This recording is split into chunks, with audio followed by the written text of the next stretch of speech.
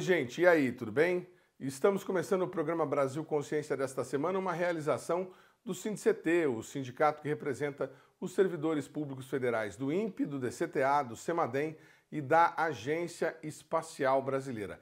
E no programa desta semana a gente traz para vocês informações sobre a pesquisa de doutorado realizada na Unicamp, que dissecou as redes bolsonaristas e a proliferação de fake news durante o período da pandemia. Nós também vamos trazer informações para vocês sobre a despedida de um dos grandes cientistas brasileiros que nos deixou na semana passada.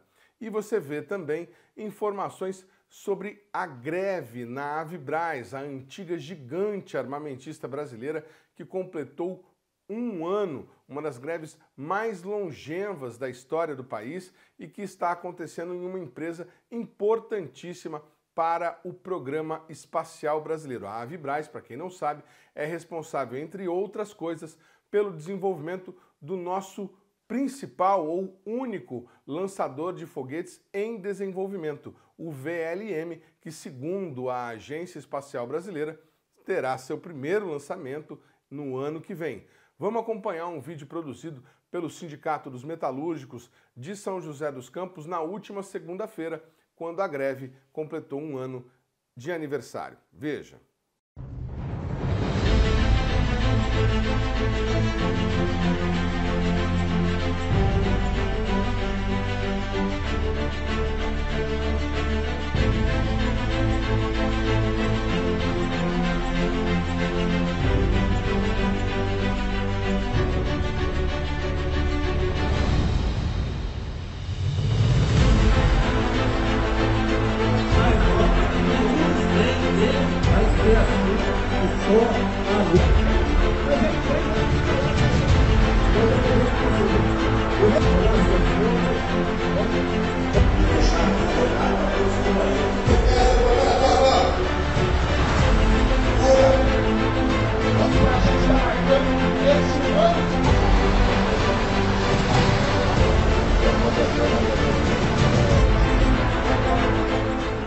Toda essa nossa luta que nós estamos construindo desde março do ano passado. Luta histórica que fez com que a empresa cancelasse as demissões. E agora a nossa luta prioritária na defesa do pagamento de salário dos seus trabalhadores. Nesse pátio que tanto simboliza a nossa luta por emprego, por direitos, por uma Avibraz estatal, essa delegação internacional, porque a nossa luta está pulsando no mundo inteiro. Nós estamos aqui vendo a luta de vocês, estamos trazendo o apoio da classe trabalhadora do mundo inteiro. Luta e vitória para os trabalhadores e as trabalhadoras aqui. Estamos aquí para apoyaros. La lucha obrera, el estar todos los trabajadores unidos es la única manera de ganar a la patronal. E há um ano a gente ouve os trabalhadores, dia a dia, as consequências da incompetência do presidente da Avibraz causou para todos os trabalhadores.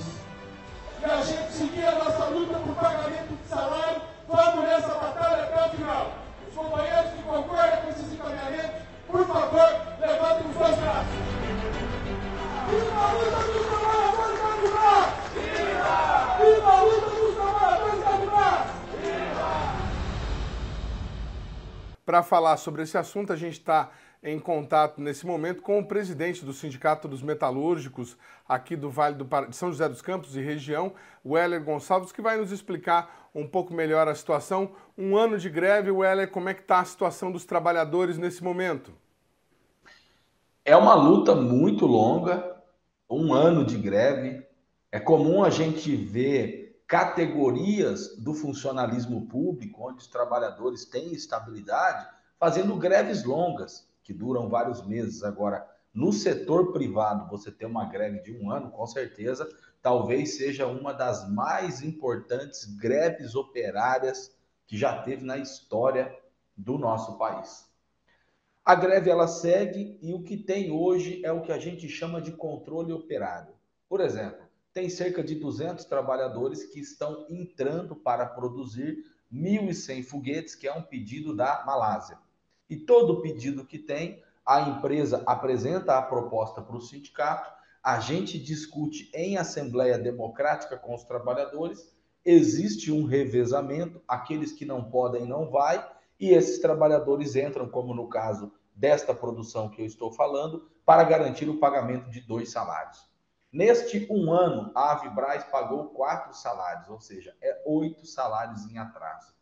E aí a gente trabalhando, recebendo em dia, a vida está difícil, imagine para quem está nessa situação. Mas é um espírito de luta e mobilização que os trabalhadores estão tendo junto com o sindicato, que é histórico. A gente segue na porta da fábrica, o que a gente chama de piquete operário, todos os dias a direção do sindicato está lá fazendo o revezamento, e a gente fez um combinado com os trabalhadores. Enquanto tiver um trabalhador sem receber salário, vai estar a gente lá cobrando os direitos desses companheiros. Só para que o nosso telespectador que acompanha esse caso pelo Brasil Consciência possa saber, quantos trabalhadores entraram nesse layoff infinito quando a greve foi deflagrada e como é que está o dia a dia deles, né? Eles estão recebendo algum tipo de auxílio do poder público, o sindicato está auxiliando com alguma coisa, eles estão liberados para fazer atividades aí, bico, Uber, algo que seja para poder sobreviver? Então, nós estamos falando de 1 ano de greve por pagamento de salário.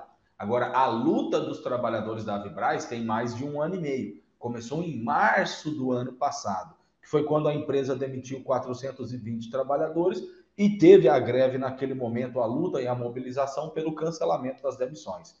Tivemos êxito, tanto que a gente está mantendo esses empregos até hoje, 4 layoffs consecutivos. A turma tem estabilidade no emprego até fevereiro do ano que vem, ou seja, vai dar 2 anos aí de garantia da manutenção dos empregos, que é o mais importante. Agora, nós queremos o emprego e o principal, né, que o trabalhador ele tenha a produção e que fruto disso ele tenha o seu salário. Então, esses 420 trabalhadores, eles seguem no layoff. Porém, é a mesma situação. A empresa que está fazendo o pagamento do salário, e a Avibraz não está pagando ninguém. Tanto os que estão no layoff, como aqueles que não estão no layoff. Todos os trabalhadores da Avibraz estão com atraso no salário, por isso que é essa greve em curso. Mas é importante colocar, porque é 1 ano da greve por pagamento de salário, mas a luta tem mais de 1 ano e meio que esses guerreiros e guerreiras da Avibraz estão na linha de frente, junto com o sindicato. Isso é muito emocionante, a gente vê que diante dessa dificuldade, não está recebendo salário, o que é uma tristeza, o que é muito ruim para o trabalhador, mas a gente vê todos os dias esses trabalhadores de cabeça erguida falando, o sindicato está certo, para a gente ter alguma coisa, vai ser na luta e na mobilização, a gente vai até o final, acho que isso que é o mais importante, o quanto esses trabalhadores evoluíram no seu nível de consciência e o quanto apoia o sindicato para estar tocando esta mobilização. Infelizmente, algumas pessoas crescem, ou felizmente, né, algumas pessoas crescem na dor. Eu perguntei sobre a questão de como que eles estão se virando, se você tem informação se eles estão trabalhando com atividades informais, Uber, fazendo bico, imagino que sim. E eu aproveito para lhe perguntar também, Weller, o que vocês, qual foi aí a mudança, se é que houve alguma, com a aprovação do plano de recuperação judicial da empresa que aconteceu recentemente? O plano de recuperação judicial ele foi aprovado em assembleia de credores, onde inclusive o sindicato tinha procuração nesta assembleia para falar por todos os trabalhadores da Avibraz. Porém, foi aprovado o plano, mas ainda não foi homologado. Você depende do juiz fazer a homologação e a partir da homologação a Avibraz tem o prazo de 30 dias para começar o pagamento das dívidas. E o jurídico do sindicato está acompanhando isso todos os dias para que se resolva essa situação. Agora, para nós, a mobilização dos trabalhadores na pauta da defesa dos empregos, na pauta do pagamento de salários é importante. Agora, para nós, o mais importante é o debate político em toda essa situação, em toda essa greve. Por quê? É a terceira vez que a Avibraz entra em recuperação judicial. Uma empresa desse porte, setor de defesa, estratégica para a soberania do nosso país, ela tem que ser do Estado. Então, nós estamos cobrando, já fizemos várias reuniões com o Geraldo Alckmin, que é o vice-presidente da República, também reuniões do Ministério da Defesa, e a gente faz a exigência para que o governo Lula estatize a Avibraz. Enquanto ela estiver na mão do capital privado, é um dono querendo ter lucro. E ele não está nem aí se o trabalhador está na miséria sem receber salário. Por isso, além da defesa dos empregos, para garantir pagamento de salário, mas para a soberania do nosso país. Por isso que o nosso sindicato, ele segue, até porque a própria Avibraz está divulgando que está procurando um investidor. A gente vê boatos de que agora é a empresa do Catar, a empresa da Arábia Saudita querendo comprar a Avibraz, e nós achamos que esta empresa tão importante para o nosso país não pode ser entregue para o capital estrangeiro. Por isso, a gente vai seguir também com a nossa campanha pela estatização da Avibraz. Eu tinha conversado sobre isso, Weller. Eu vou soltar daqui a pouquinho para os nossos telespectadores a última posição que eu tive, o último posicionamento que eu tive da FINEP por meio do seu presidente, o Celso Pancera. O que vocês têm colhido do governo federal sobre iniciativas, subsídios? A impressão que nos dá, assim de fora, não estou acusando ninguém de nada, é que a FINEP está esperando o plano de recuperação judicial da empresa ser homologado para que eles possam liberar aquele recurso de 190 milhões para a construção de um projeto de um lançador de satélite, um nano lançador de satélite. O que vocês têm recebido de retorno com relação a essas reivindicações de reestatização ou de manutenção do capital nacional numa eventual aquisição? De fato, a recuperação judicial, ela tem essa importância. A recuperação judicial é como se fosse, você está com seu nome sujo, aí você limpou, você consegue ir na loja novamente fazer a compra parcelada. Então, tem essa situação de fato que precisa ser resolvida, que é a recuperação judicial. A própria FINEP, que já tem projetos que estão aprovados, e a gente vai cobrar para colocar em execução, principalmente pela prioridade de estar efetuando os pagamentos. Nós fizemos várias reuniões com o Geraldo Alckmin, fizemos reuniões no Ministério da Defesa, mandamos carta para o presidente Lula solicitando a estatização da Avibraz. Agora, se o governo não vai estatizar, não vai atender o pleito do sindicato, nós achamos que minimamente o governo federal ele tem que ter contratos assinados com a Avibraz, que nós podemos chamar de contrato emergencial, que compre por um ano, porque infelizmente a gente vê que uma parte dos produtos que são adquiridos pelas Forças Armadas do nosso país vem de fora. E a própria contradição da Avibraz, 75%, 80% do que historicamente ela sempre produziu vai para fora. Então nós precisamos achar esse ponto de equilíbrio, porque isso não é só com a Avibraz.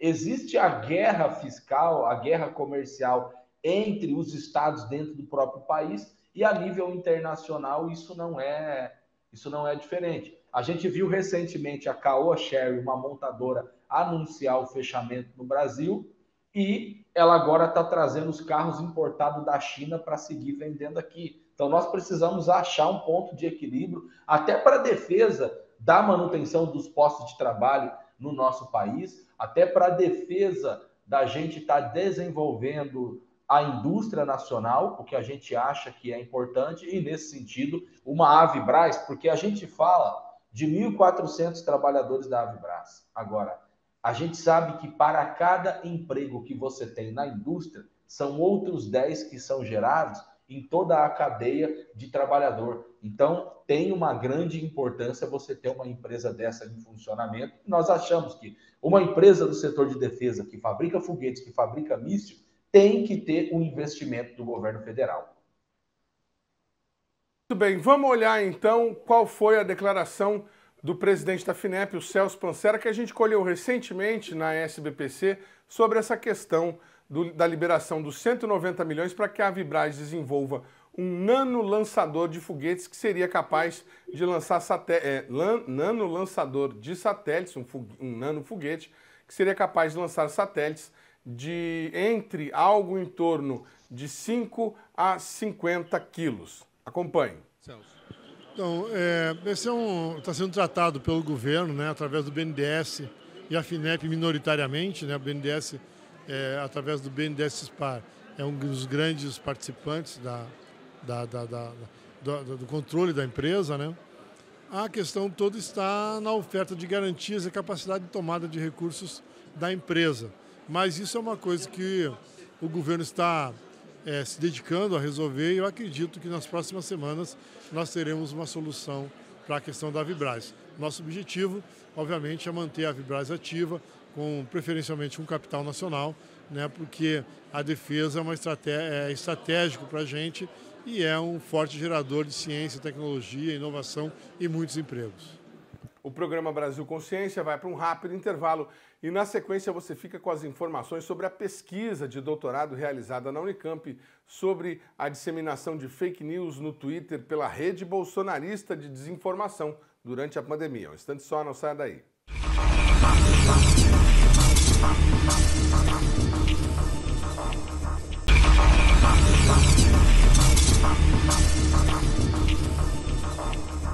Muito bem, amigo do programa Brasil Consciência, estamos de volta agora para falar sobre o trabalho de doutorado realizado na Unicamp pela doutora Gabriela Pivaro, que esquadrinhou, destrinchou o negacionismo bolsonarista durante a pandemia. Ela estudou 150 perfis do Twitter entre dezembro de 2020 e agosto de 2021. Entre os perfis, o do próprio ex-presidente Jair Bolsonaro e do filho dele, Flávio Bolsonaro, e retirou deste estudo conclusões bastante interessantes sobre como que se estrutura o negacionismo nas redes sociais e propondo formas de combatê-lo. Muito obrigado, doutora Gabriela, por você ter nos atendido nessa tarde. A gente começa essa entrevista perguntando por que a senhora decidiu fazer essa pesquisa. Bom, boa tarde, Edmond. Então, eu comecei essa pesquisa não foi com esse intuito de estudar especificamente o bolsonarismo. Quando eu entrei no doutorado, eu queria estudar os movimentos negacionistas.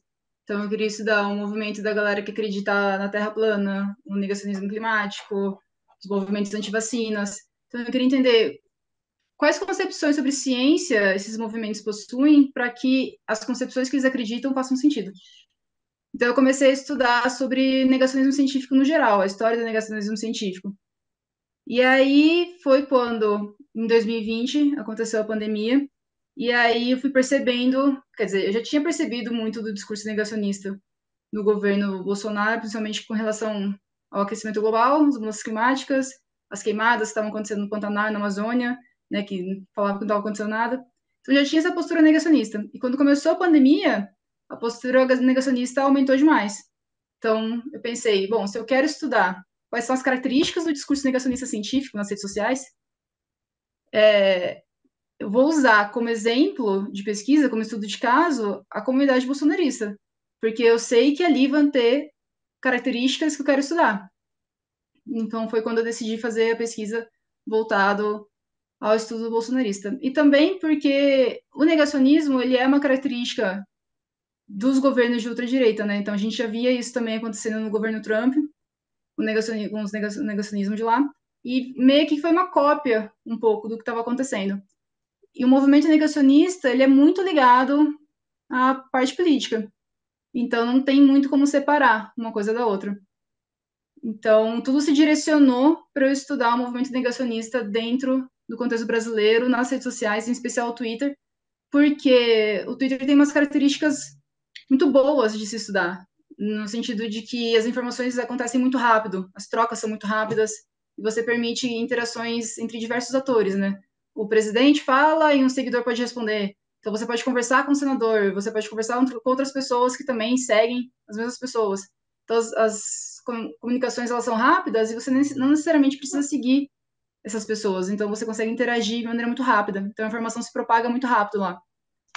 E aí, com base nisso, com base desse uso muito ativo do Twitter pelos membros do governo e por eu perceber que lá se propagava muita desinformação, eu encaminhei minha pesquisa para estudar como a desinformação se propaga no Twitter. E aí eu escolhi a rede bolsonarista como exemplo de estudo de caso, porque lá eu sabia que eu ia encontrar as características de desinformação científica. Em dezembro de 2020, o país registrou 18.500 mortes. Foi um dos meses com maior número de mortos em 2020. Em agosto de 2021, esse recorde já tinha sido superado e muito. Estávamos na casa de 28 mil mortos por mês. Por que a senhora delimitou este período especificamente? Coincidiu aí com o andamento da pesquisa da senhora ou houve algum fator que determinou que acontecesse nesse momento? Meio que coincidiu, porque assim que eu decidi estudar sobre o negacionismo científico no Twitter, eu tinha que entender qual metodologia eu ia usar. Então, eu tive que estudar a metodologia de etnografia, porque eu não podia fazer de qualquer jeito. Então, eu tenho que estudar a teoria, né, a base, para eu conseguir fazer uma etnografia de maneira estruturada. Então, depois que eu li todos os referenciais pertinentes de etnografia, eu comecei a fazer análise, que coincidiu de ser dezembro de 2020. E em agosto de 2021, eu já tinha muitos dados. Então, a gente decidiu, eu e meu orientador, né, a gente decidiu que a gente já tinha informação suficiente para analisar o que a gente precisava. Porque nesses 8 meses de análise, a gente salvou mais de 300 páginas de comentários num diário de campo. Então, já era muito dado para análise. Eu imagino quanto foi interessante ler 300 páginas de negacionismo. É, deve ter Sim. Tinha sido dia que era difícil mesmo. Tinha dia interessante assim sob o que ponto de não vista dá. de análise, mas enfadonho sob o ponto de vista de qualquer ser humano com mínimo de discernimento. E, assim, fora que é negacionismo, e isso ninguém discute, é, qual é a característica? Como é que as pessoas, por que as pessoas começam a acreditar, por exemplo, que remédio para piolho, né, ou contra piolho, vai ser capaz de criar um efeito preventivo contra a Covid? Então, tem muitas respostas. Não tem uma resposta simples. Como tudo não tem uma resposta simples. Mas isso vem muito de uma descrença generalizada na ciência, né? Está tendo um movimento mundial, não só no Brasil, de desacreditar a ciência. Então, se os cientistas falam que a vacina vai salvar vidas, você não pode confiar nos cientistas, você precisa confiar em outros tipos de fontes que não estão ligadas à grande indústria farmacêutica que só quer o seu dinheiro. Então, você vai acreditar nessas fontes alternativas, porque você não acredita nos grandes meios. E aí, como as pessoas, muitas vezes, elas não têm muito conhecimento sobre como é estruturado o conhecimento científico, alguém fala para você, putz, aqui, funciona esse remédio. Para você ver se isso aqui funciona, você tem que fazer uma base de questionamentos, né? Mas como não se tem muita noção de que tipo de questionamento você precisa fazer para validar um conhecimento, as pessoas acabam acreditando no que os seus semelhantes estão acreditando também. Então, se você está dentro de uma bolha ideológica de rede social, em que todas as pessoas que você segue, que você admira e que você gosta, que você tem afetos, estão falando que esse remédio salva vidas, você vai acreditar também. E o discurso desse remédio, ele tinha uma pegada científica, né? Não era uma coisa mágica, uma coisa mística. Então, você usava referenciais científicos.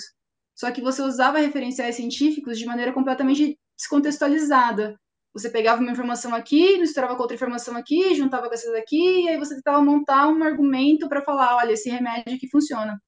Só que quando você pega essas informações descontextualizadas, você tira a parte importante, que você precisa entender o contexto que essas informações foram feitas. Então, a defesa dos remédios, ela tinha essa postura científica, o que atrai muita gente que quer acreditar, porque você tem uma validação científica, só que uma validação científica que não é dos grandes meios, que estão em xeque.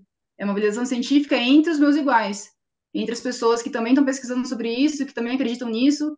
Então, não é uma crença só pela crença, é uma crença validada por, aparentemente, cientistas que não fazem parte da grande indústria farmacêutica e também validada por pessoas que são semelhantes a mim. Isso Quer dizer, influencia você bastante. pega mentiras que parecem verdades e conta para um grupo que acaba disseminando essa informação e servindo de, digamos assim, de escudo contra a indústria farmacêutica opressora que quer nos explorar mediante uma tragédia, uma crise mundial. Que coisa interessante, né? É bastante interessante que isso aconteça no nosso tempo com toda a informação que nós temos. E qual foi o papel dos dois objetos, os dois indivíduos, né? A base da pesquisa, o presidente e o filho dele, na disseminação dessas informações? Eles eram a origem do boato, na opinião da senhora? Eu acho que depende. Eu acho que porque assim, na minha pesquisa eu segui o Jair e os três filhos, né? O Flávio, o Eduardo e o Carlos. O Carlos era o mais ativo nas redes sociais, sem dúvida nenhuma. Então eu acho que muitas coisas que aconteciam, que se difundiam, vinham primeiro dele. Mas eu não acho que exclusivamente vinha deles. Muitos apoiadores, assim, perfis com mais de 1 milhão de seguidores, propagavam muita coisa e isso repercutia. Mas com certeza, muitas desinformações vinham, sim, do presidente e dos seus filhos. E aí você repercute, né? Porque é isso, as pessoas querem acreditar. Elas querem que aquilo seja verdade. E aí, se tem aquela pessoa que você acredita, porque existe essa defesa muito grande, né? Do presidente Bolsonaro na época, as pessoas defendiam qualquer coisa que ele falava. Então, se ele fala aquilo, ele não vai fazer mal para mim, porque ele quer meu bem. Então, eu vou acreditar. E aí, todo mundo começava a acreditar também junto. Eu perguntei porque, nesse momento, nós temos CPI da pandemia acontecendo e investigações no âmbito judiciário sobre as responsabilidades da pandemia e o presidente, o ex-presidente, se esquiva, né, da responsabilidade de ser o disseminador. Há uma certa desconfiança de que havia o gabinete do ódio com o Carlos Bolsonaro disseminando esse tipo de coisa, né? Então, a pergunta que eu fiz é mais assim, no sentido de é possível responsabilizá-lo pela propagação por meio dos dados que a senhora localizou? Nossa, é difícil responder isso, porque, sim, ele propagou muita coisa, principalmente com relação à ivermectina e à hidroxicloroquina. Muita coisa. Só que era sempre uma postura do tipo, faz quem quer. Então, ao mesmo tempo, sim, ele é uma personalidade muito influente e quando ele vira e fala, usem esse remédio, que ele salva vidas, mas usa quem quer. Então, implicitamente, você está falando para os seguidores usarem, né? Mas você também se exime um pouco da culpa porque você fala, eu não obriguei ninguém a usar. Então, eu acho que com certeza tem culpa, principalmente quando nega a importância das vacinas e fala que lockdown não adianta nada e que é só uma gripezinha e quem tem histórico de atleta não vai sentir nada. Eu acho que isso influencia as pessoas a minimizarem a pandemia. Então, sim, eu acho que tem que ser responsabilizado, sim, porque ele, como figura chefe de Estado, ele com certeza vai influenciar as pessoas. Não é tipo meu tio tweetando alguma coisa para 13 seguidores, né? É um presidente de um país tweetando para milhões de pessoas. Você tem que ter responsabilidade no que você fala. Muita gente acredita e existe alguma coisa já comprovada com relação ao uso de robôs para a disseminação das fake news na internet. A pesquisa da senhora alcançou alguma coisa nesse sentido? Havia aí nesses perfis que você acompanhava algum indicativo de que alguns deles não seriam exatamente pessoas, mas robôs controlados aí por essa rede de disseminação de fake news? Sim, eu encontrei alguns. Porque assim, como que eu fui fazendo a pesquisa, né? Assim que eu criei um perfil específico para o Twitter para fazer essa pesquisa e eu fui seguindo. Eu segui inicialmente o presidente e os 4 filhos. E aí eu deixei que o algoritmo do Twitter fosse me recomendando, porque parte da pesquisa também é mostrar como os algoritmos das redes sociais manipulam o conteúdo que é mostrado para você. Então eu quis que o Twitter manipulasse o conteúdo que fosse mostrado para mim. Então eu ia selecionando quem eu queria seguir. E aí, nessa seleção de quem eu ia querer que fosse seguir, eu entrava no perfil toda vez que eu ia seguir uma pessoa nova para ver se não era um robô. Porque eu não queria seguir robôs. Eu queria ver como que era a articulação mais orgânica do que estava acontecendo. Então, às vezes, claramente você via que um perfil era robô porque era só um monte de hashtag e respostas sem sentido a tweets que não faziam sentido. Mas eu excluí da minha análise os robôs, não porque eles não existam e não porque eles não sejam importantes, porque eles aumentam a amplitude do ruído que se faz. mas eu quis saber as características do discurso. Então, as características do discurso de pessoas reais. O que as pessoas reais acham das notícias de desinformação. E o que a senhora extraiu dessa pesquisa como uma estratégia possível para combater o negacionismo nas redes? O que a gente poderia fazer, por exemplo, para evitar que alguém pegue um celular e grave um vídeo dizendo que um remédio de outro uso possa ser aplicável a esta ou aquela doença? Eu acho que você não consegue evitar que alguém faça isso. Mas o que você consegue evitar é que as pessoas olhem, escutem aquilo e vejam que aquilo não faz sentido. Então, tem duas maneiras, quer dizer, tem duas frentes quando a gente fala de enfrentamento de desinformação. A primeira frente é uma alfabetização midiática, é entender como as redes sociais funcionam.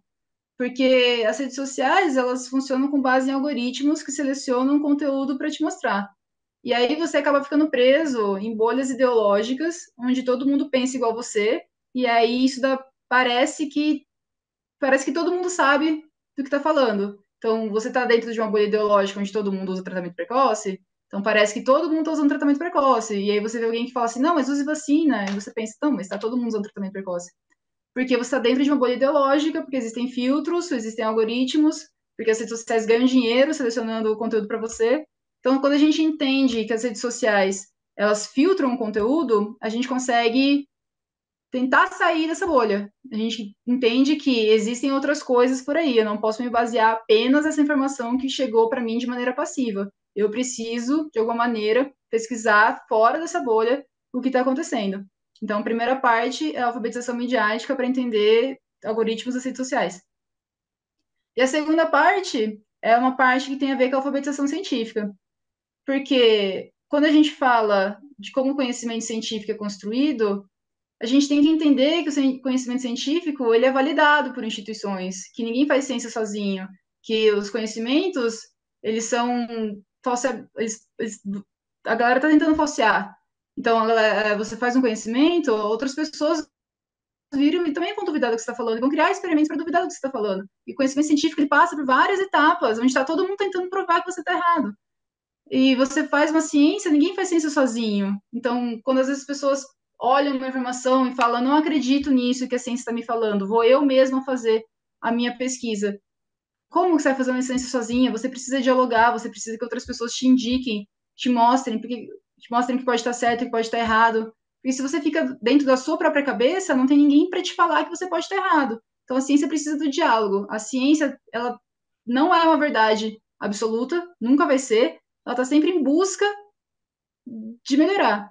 Então, quando a gente entende que o conhecimento científico ele passa por uma série de etapas para validação, quando a gente olha uma informação que não tem validade, mas ela parece científica, a gente pensa, mas como que isso aqui chegou nessa conclusão? Como isso aqui foi validado? De onde veio essa fonte? Quem fez essa pesquisa? Quando a desinformação ela também passa por uma etapa de que tem muita gente interessada em propagar desinformação. Então, por exemplo, quando a gente está falando sobre negacionismo climático, quem está interessado em fazer as pessoas acreditarem que não existem mudanças climáticas? Quais são essas indústrias? Então, quando você vê um tipo de informação científica, você tem que pensar, mas quem ganharia com eu olhando isso daqui e achando que isso aqui é verdade? Então, é entender como a ciência funciona, é entender que a ciência ela não busca uma verdade absoluta, ela não te dá resposta simples, e que ela passa por uma série de etapas para validação. Então, quando a gente tem essas duas partes, a gente entende como funciona as redes sociais e a gente entende como funciona a construção do conhecimento científico, se a gente tiver essa mínima noção, já é muito bom para a gente olhar uma informação e ter um pouco de noção para saber se isso pode ser verdade ou não. Então, o combate passa por essas duas partes, não tem como fugir. Muito bacana. E quem quiser conhecer mais sobre o trabalho que a senhora fez, ele está disponível a publicação em algum meio eletrônico? Dá para acessar pela internet? Tem na biblioteca da Unicamp ou algo assim? Sim, a minha tese, na verdade, ela foi escrita no formato multipaper, né? Que eu escrevi 4 artigos e eu falo um pouco mais sobre esses artigos na tese. Então, todos os meus artigos estão disponíveis na internet, em várias revistas científicas. Se jogar meu nome no Google, com certeza vai aparecer. E também a tese está disponível no acervo de teses da Unicamp. O nome da minha tese é sobre a propagação de desinformações científicas nas redes sociais.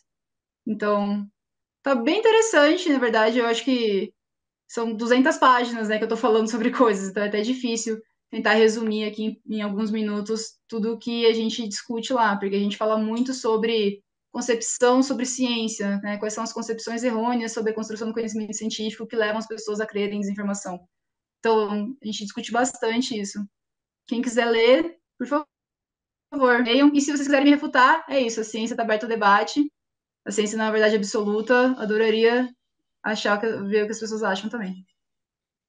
Muito bacana, é isso aí. Então, eu quero agradecer demais a doutora Gabriela Pivaro pela participação aqui, também a assessoria de imprensa da Unicamp, que mais uma vez, de maneira muito prestosa, ajudou a gente aí a trazer conteúdo aqui para vocês no Brasil Consciência. Obrigado, doutora Gabriela.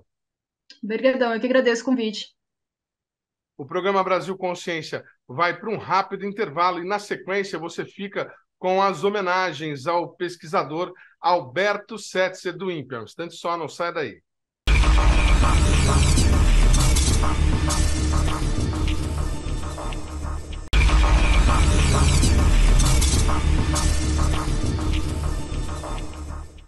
Terceiro bloco, o programa Brasil Consciência de volta, e a gente fala agora sobre a despedida de um dos grandes nomes da ciência brasileira, Alberto Setzer, o servidor do INPE que desenvolveu o inovador sistema de monitoramento de queimadas do Brasil, nos deixou na semana passada.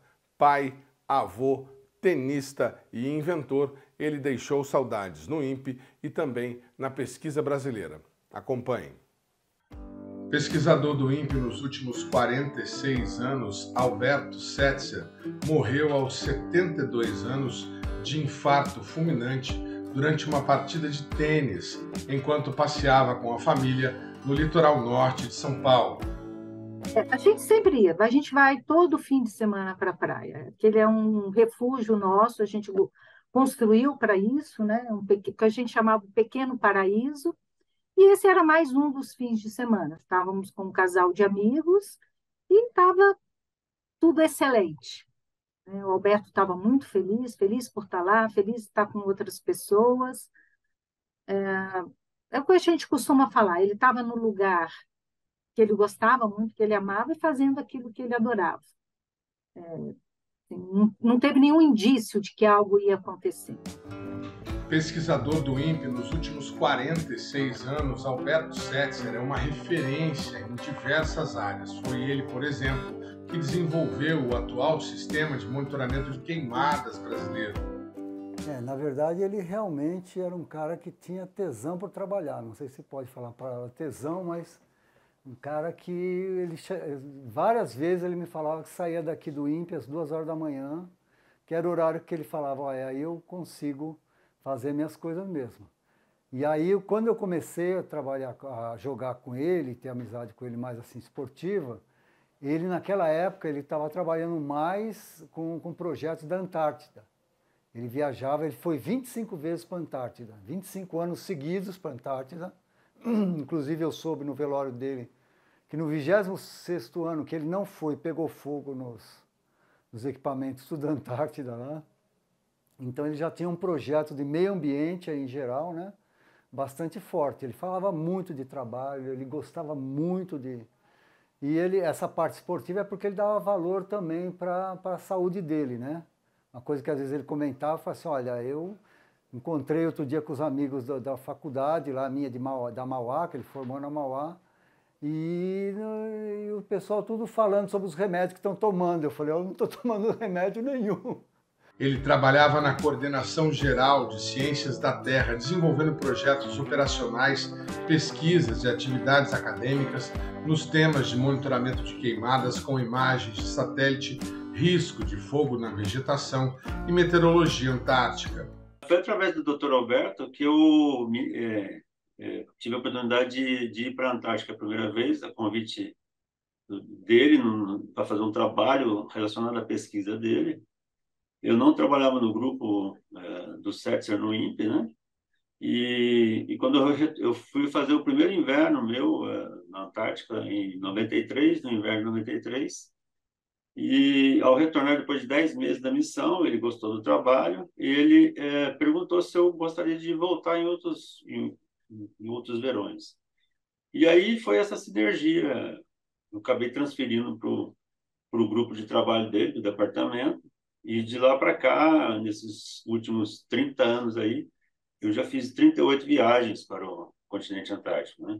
É porque teve anos em que eu fui 2 vezes ou 3 vezes. Então, em 30 anos, 38 viagens ao continente antártico. A maioria para Ferraz, na Estação Brasileira, 28 ou 29 vezes para a Estação Brasileira, 9 vezes para o Criosfera, e 2 acampamentos em cima da península, para toda Detroit. Então, sim, e todos esses trabalhos relacionados com a meteorologia e sempre com apoio, sempre com um incentivo,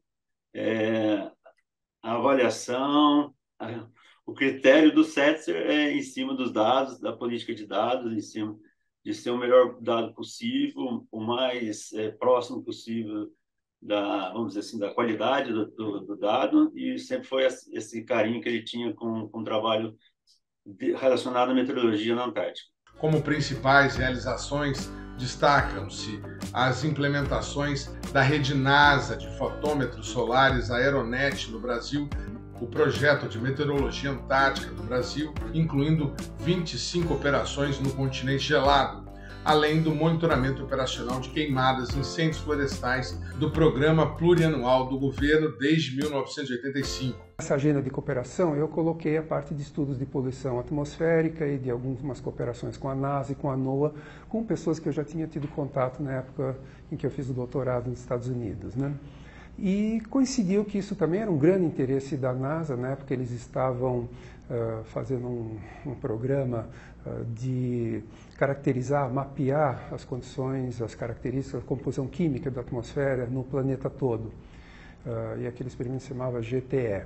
Então, a ideia foi bem aceita dos dois lados e, a partir daí, um dos desdobramentos foi um experimento chamado GTE-Able 2A, que ocorreu na Amazônia em 1985.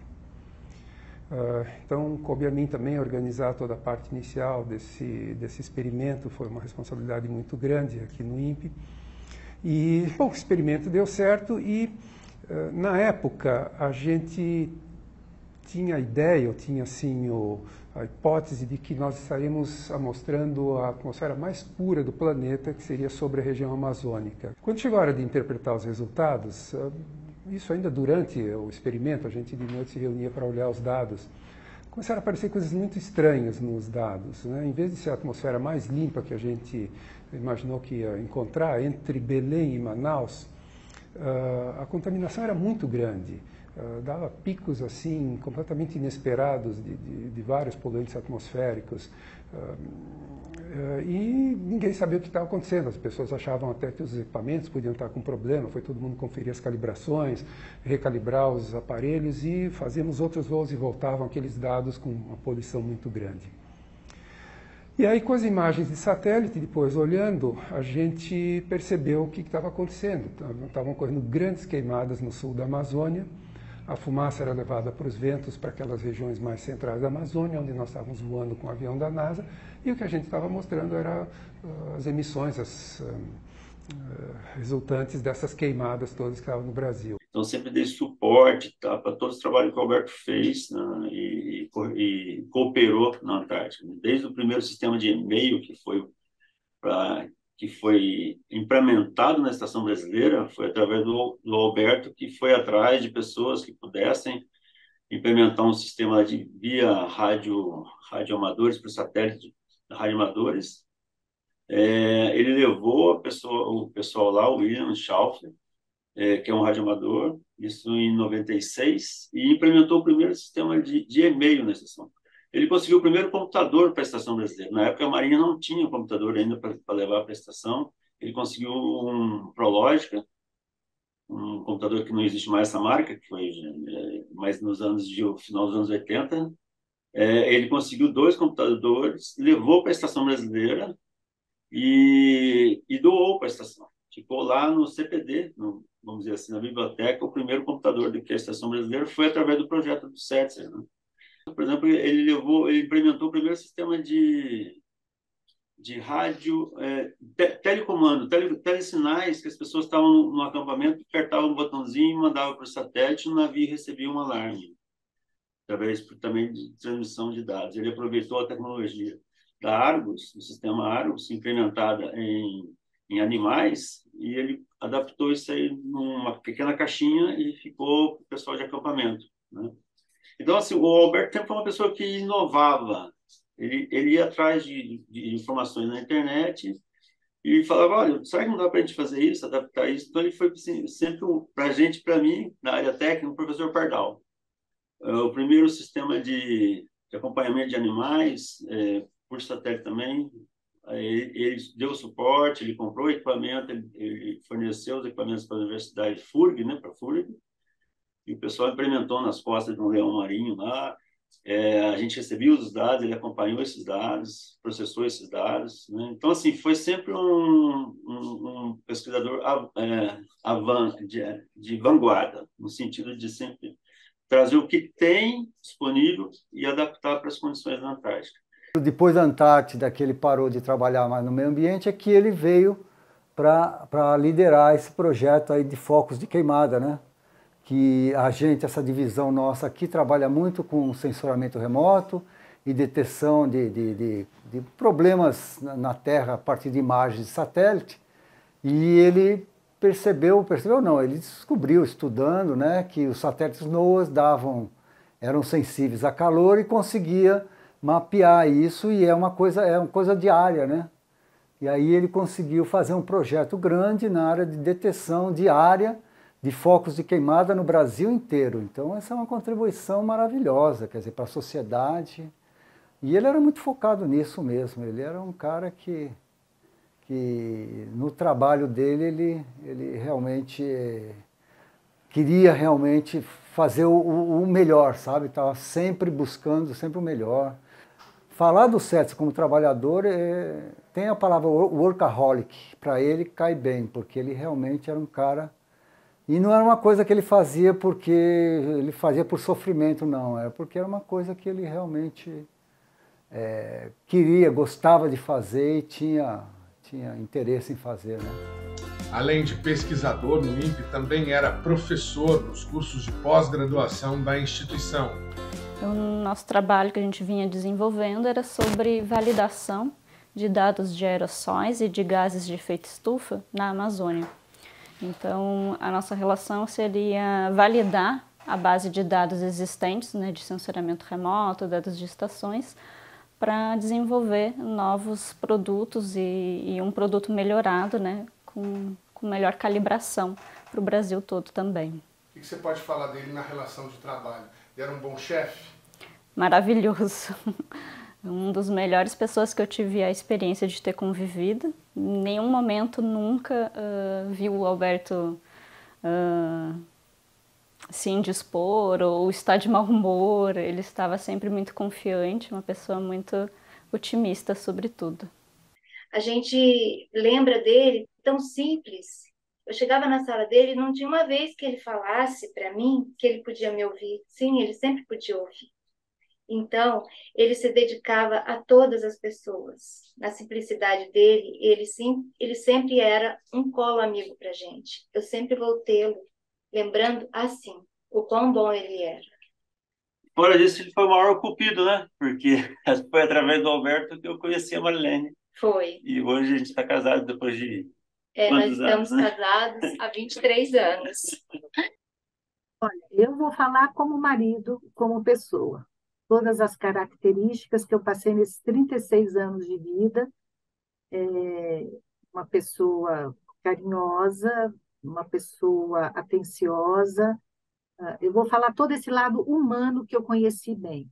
Como eu disse, eu não acompanhei não tão de perto, né? Eu não sou dessa área, da área que ele trabalhava, mas eu passarei o lado humano dele.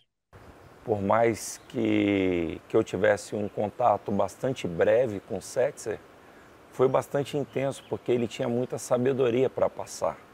Ele é uma pessoa que durante as partidas de tênis que a gente jogava, nos intervalos, a gente tinha um bate-papo muito descontraído e que ele sempre, com a generosidade dele, tinha alguma coisa a falar. Ele era generoso a ponto de comentar alguma batida que eu fiz no tênis, uma direita que entrou legal, e ele tinha essa percepção, essa coisa do pesquisador, né? Ele tinha essa percepção aguçada, né? E aí ele comentava, eu tive contato com o Alberto Setzer aproximadamente 10 anos atrás, e a gente jogou tênis aproximadamente 2 anos, né, semanalmente, e ele tinha essa questão de comentar na época de não ser nem uma pessoa catastrofista e nem uma pessoa que não pensava a respeito das mudanças climáticas. Ele falava assim para mim: João, a gente tem que procurar ser ponderado, a gente tem que procurar se embasar na ciência, a gente tem que procurar se embasar nos fatos e na realidade. Então isso é o que ele começou a falar há 10 anos atrás. Era uma coisa que eu sentia dele, uma pessoa sempre assim, muito ponderada, com muita sabedoria. E essa coisa do grupo de tênis de pesquisadores? Quer dizer, você joga uma vez por semana. Ele jogava todo dia, além de ser workaholic, ele era obcecado também pela atividade física. Pela atividade física. Onde vocês jogam? Como é que é isso? A gente começou a jogar muito aqui no INPE, mas essa quadra do INPE ela é meia dura, sabe? Ela é ruim para...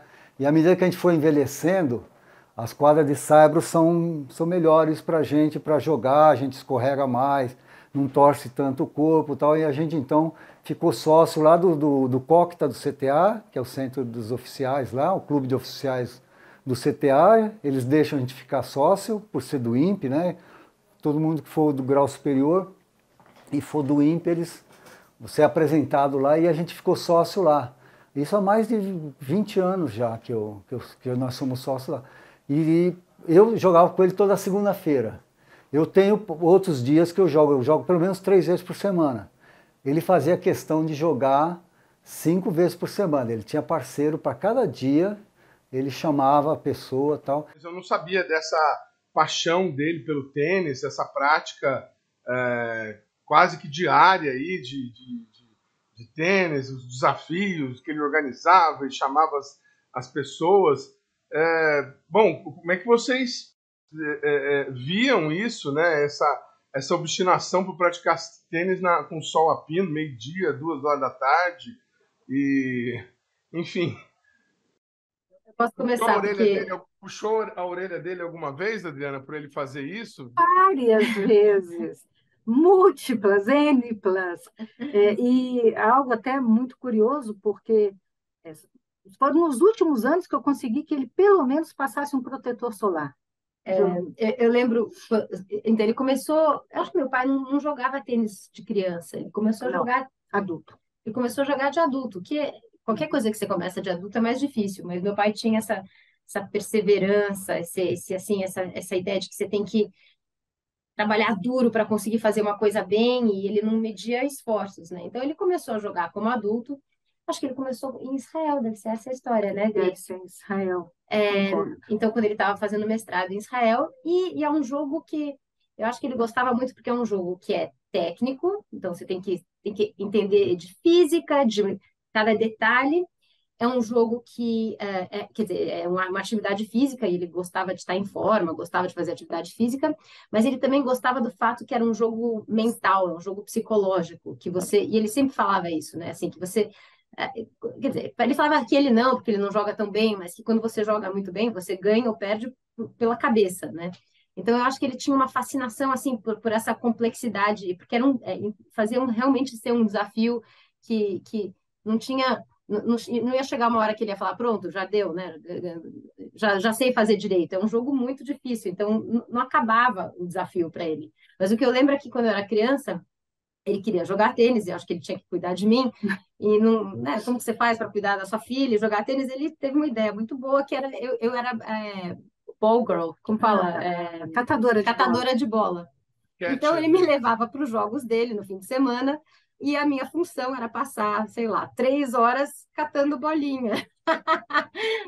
E aí ele queria que eu aprendesse a jogar, mas eu tinha que passar 3 horas catando bolinha, aí já acabava todo o meu interesse pelo tênis. Então, eu digo que eu até gostaria de jogar tênis, mas eu fiquei um pouco traumatizada pelas horas que eu passei catando bolinha. Devia ser divertidíssimo para uma criança ficar catando bolinha, né? Super! E é um jogo longo, né? Sim, sim, o Alberto, como tudo na vida, como a Joana falou, bem perseverante, então ele não deixava a bola cair. E aí os jogos se tornavam bem longos. Então, o meu marido é tenista também, adora jogar. Ele jogava desde pequeno, ele é muito, assim, é um bom jogador. Aí, quando ele começou a jogar, aí veio essa história, assim, que ele falava, mas o cara é um paredão. A história é que meu pai é um paredão. Ele não tem uma técnica linda, ele não joga super bem, mas ele não deixa passar nenhuma bola. Então, ele não deixa cair nenhuma bola. Então, meu marido fala assim, mas ele ganha por exaustão, porque você joga para lá, joga para lá. E ele corre. Ele não cansava e ele respondia todas as bolas. Então, mesmo, assim, em termos, o Felipe falava, a minha técnica é melhor, mas eu perco, porque eu não consigo fazer ele não responder a bola. Qualquer bola ele respondia. Então, o apelido do meu pai era o Paredão. Se houver aí um plano espiritual de onde o Setzer estiver avaliando a vida dele, pessoal, profissionalmente, tem alguma coisa que ele deve estar bravo lá, que ele não conseguiu fazer, que estava na gaveta, que ele ia protocolar, que ele ia começar ou que estava em andamento? Olha, o Alberto tinha a intenção de continuar muitos projetos. Ele queria continuar com os projetos dele de monitoramento de queimadas, ele queria iniciar um novo projeto antártico para criar uma biblioteca digital a respeito do trabalho que ele desenvolveu ao longo dos anos dele em meteorologia antártica, e eram vários projetos que ele tinha intenção. E agora, mais recentemente, né, eu estou trabalhando aqui na parte de orçamento do INPE, então ele estava lá buscando uma parte do orçamento, né, uma descentralização do orçamento do Ministério da Saúde para o INPE. E isso porque ele tinha um projeto bem recente que era de relacionar a poluição das queimadas com o número de pessoas sendo atendidas em unidades básicas de saúde na parte de problemas respiratórios. Então, isso era um projeto que ele tinha, né, para fazer mais recentemente, que ele não pôde realizar. É uma despedida, sempre é triste, obviamente, mas a gente tornou cada momento desse algo não tão pesado, não lúgubre, né? Nós pensamos muito no Alberto o tempo todo, como ele gostaria que a gente vivesse cada ponto desse, e eu acho que a gente conseguiu fazer a gente conseguiu passar uma semana bem, lembrando dele, sem ser muito pesado, algo que ele gostaria. E aí, uma coisa só que eu queria mencionar também é que, né, a gente falou dele como marido, como pai, como profissional, mas ele também era um excelente avô. Verdade. Que legal. Essa parte é mais dura.